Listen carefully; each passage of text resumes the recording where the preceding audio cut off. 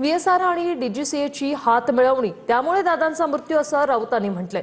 गुन्हेगारी कृत्यात दोघांची हात मिळवणी म्हणून चौकशी होत नाहीये असं संजय राऊत यांनी म्हटलेलं आहे। दरम्यान अहवालानंतर उत्तर मिळणार तोवर भाष्य करणं योग्य नाही असं शिरसाट यांनी प्रत्युत्तर दिलंय।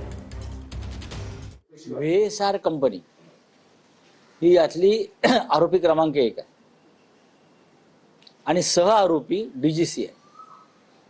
या दोघांच्या संगनमतानं किंवा या दोघांची जी हात मिळवणी आहे गुन्हेगारी स्वरूपाच्या कृत्यांमध्ये DGC आणि VSR कंपनी, त्या हात मिळवणीतून अजित पवार यांचा मृत्यू ओढवलेला आहे आणि म्हणून त्याची चौकशी होत नाही।